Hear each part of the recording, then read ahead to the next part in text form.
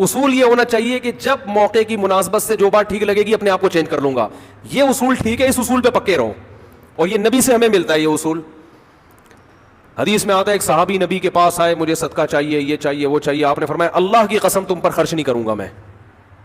وہ چلے گئے, آپ نے دوبارہ بلایا, فرمایا ان پہ صدقہ کرو, دے دو. وہ پریشان, یا رسول اللہ آپ نے تو قسم اٹھائی تھی کہ میں آپ کو نہیں دوں گا. آپ نے فرمایا مر رآ علی یمین فرآ غیرہا خیرا منہا فلیکفر عن یمینہ, کہ جو شخص کسی بات پہ قسم اٹھا لے, جائز بات ہو, کوئی اگر حرام پہ قسم اٹھائی وہ تو بچنا لازم ہے نا, کہ میں گناہ نہیں کروں گا, وہ تو ویسے ہی حرام ہے. جائز کام, صدقہ تو جائز ہے نا, بلکہ ثواب ہے. فرمایا کوئی کسی جائز کام پہ قسم اٹھائے, پھر بعد میں اس کو خیال ہو کہ مجھے قسم توڑ دینی چاہیے, اس کا مائنڈ کیا ہو گیا, چینج, تو اسے چاہیے قسم توڑ دے اور کفارہ ادا کر دے, اس قسم پہ قائم بولو نہ رہے. قسم پہ جب قائم نہ رہنے کا حکم ہے تو بغیر قسم کے میں نے جو بول دیا بس وہ پتھر پہ لکیر بن گیا, یہ تو پاگل اور گدھے ہونے کی علامت ہے. قسم بھی اگر کھا لی ہو تو بھائی اس وقت یہ خیال تھا کہ نہیں دینا, اب زمینی حقائق کہہ رہے ہیں کہ اس کو دینا ہے, تو اب قسم توڑو, کفارہ ادا کرو اور دے دو. بات نہیں آ رہی میرا خیال ہے. یہ کس کی سیرت ہے, نبی کی. نبی سے زیادہ کسی کی پکی زبان ہو سکتی ہے, لیکن ایسی لچک سکھائی ہے کامیاب بننے کے لیے کہ یہ نہیں کہ جو کہہ دیا تو وہ پتھر پہ لکیر. گراؤنڈ ریئلٹی کے لحاظ سے, ماحول کے چینج ہونے کے لحاظ سے آپ نے اپنا رویہ کیا کرنا ہے, چینج کرنا ہے. اس وقت آپ کی رائے یہ تھی, اب آپ کی رائے وہ ہے, کیونکہ زمینی حقیقت بھی چینج ہوتی ہے اور انسان کی نالج بھی چینج ہوتی ہے اور انسان کی رائے بھی چینج ہوتی ہے. بعض دفعہ نالج چینج نہیں ہوتی, انسان تانے بانے ملا کے ایک رائے قائم کرتا ہے, بعد میں جب اور گہرا سوچتا ہے تو اسے لگتا ہے کہ وہ رائے ٹھیک نہیں تھی, تو وہ اسٹیٹمنٹ اس کا کیا ہو جائے گا, چینج. کوئی بات نہیں, دن میں 100 دفعہ چینج ہو جائے. ناکام وہ ہے جو کہہ دیا تو اڑ گیا, بس کچھ بھی ہو جائے. اب دیکھو ایک آدمی آپ کو مستحق نظر نہیں آ رہا تھا, آپ نے کہا اللہ کی قسم تجھے میں صدقہ نہیں دوں گا, تو فراڈی ہے. بعد میں پتا چلا نہیں فراڈی نہیں ہے, آپ کو نہیں, میں نے تو بول دیا تھا میں نہیں دوں گا. بھائی اب فراڈی ہونے کی بیس پہ نہیں دے رہے تھے, تو اب پتا چل گیا یہ فراڈی نہیں ہے.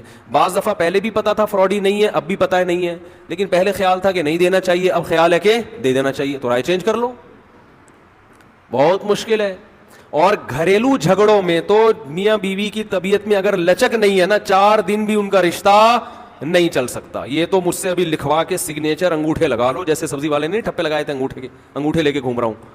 لیکن آپ انگوٹھے نہیں, آپ مجھے پکڑ لینا, میں کہاں بھاگوں گا. وہ جب بھی انگوٹھے کی بات آتی ہے مجھے وہ سبزی والا یاد آتا ہے جس کو میں نے بزنس کے لیے پیسے دیے تھے, اور اس نے ایمانداری میں اسٹیمپ پیپر پہ اپنے انگوٹھے لگا کے دیے تھے. جب وہ پیسے لے کے بھاگا تو 3 سال میں نے وہ انگوٹھے سنبھال کے رکھے.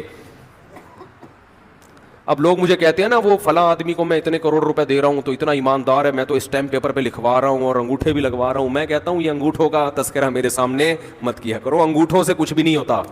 بندہ اگر 2 نمبر ہے, اسٹیمپ پیپر بکری کو کھلا دینا, کسی کام کا نہیں ہے یہ اسٹیمپ پیپر, عدالت سے بھی نہیں نکلوا سکتے. سمجھتے ہو, لکھوایا کرو ضرور, لیکن اس سے ہوگا کچھ بھی نہیں. عدالت انگوٹھا دیکھ کے بولے گی بس ٹھیک ہے انگوٹھا, اب انگوٹھے کو پکڑ کے جیل میں ڈال دو, بس انگوٹھے کو دیے تم نے پیسے. بندہ تو پکڑائی میں آئے گا ہی نہیں, آ بھی گیا تو کچھ بھی نہیں کر سکتے. عدالت کہے گی دیے کیوں تھے. تو پیسہ دینے سے پہلے 100 دفعہ سوچا کریں. خیر, تو کیا بات چل رہی تھی, ابے انگوٹھے کی بات کہاں سے آئی. ہاں, لچک پیدا کرنا چاہیے. میاں بیوی کا رشتہ تو ایسا ہے کہ اگر آپ کا ہے نا کہ جو میں نے کہہ دیا بس وہ کیا ہے, آرڈر از آرڈر, تو بھائی اس کا مطلب آپ میدان جنگ میں کھڑے ہوئے ہیں, دشمن کی فوجیں آپ کے سامنے, اور آپ ایک فوج کی کمانڈ کر رہے ہیں کہ گولی چلانے کا آرڈر دیا تو کیا کرنا ہے. یہ گھر ہے, یہ میدان جنگ بولو نہیں ہے. یہاں آپ کا اسٹائل یہ ہونا چاہیے, آپ نے بیوی کو آرڈر دیا, گراؤنڈ ریئلٹی یہ کہہ رہی ہے کہ بھائی میرا روب اس پر بیٹھا ہوا ہے اور وہ پکوڑے بنا کے خود ہی کھا رہی ہے, آپ کو ایک لقمہ بھی نہیں کھانے دے رہی. آپ غصے میں آئے, آپ نے کہا بیگم مزید پکوڑا اگر کھایا نا تو, گراؤنڈ ریئلٹی کہہ رہی ہے کہ اس دھمکی سے یہ پکوڑے کھانا چھوڑ دے گی نا. لیکن آگے اس کا ایٹیٹیوڈ آپ نے دیکھا, اس نے کہا تو کیا کر لے گا, فوراً وہ کرچھلی اٹھائی, تو کیا کر لے گا, فوراً لچک پیدا کرو. بولو تو صبر کروں گا اور کیا کروں گا. یہ کامیاب, یہ گھر کیا کیسے چلے گا, یہ رشتہ جوڑا رہے گا. اگر آپ نے اس کے ایٹیٹیوڈ دیکھ کے, اس کی پیشانی پہ سلوٹیں دیکھ کے اپنی دھمکی کو واپس نہیں لیا تو یہ گھر کیا ہوگا؟ پکوڑے تو کھا لو گے آپ لیکن آپ کے بچوں کی ماں مارکیٹ سے شارٹ ہو جائے گی. تو اس میں گھر کے اندر کا اصول لچک, کامیاب آدمی وہ. ہاں اللہ ناقابل برداشت کوئی معاملہ ہو جائے تو ایک الگ بات ہے. تو اللہ نے کیا حکم دیا کہ اگر ڈیورس ہو گئی ہے پھر دوبارہ ملنا چاہتے ہیں تو کباب میں ہڈی بولو مت بنو, ملنے دو ان کو, کوئی مسئلہ نہیں ہے.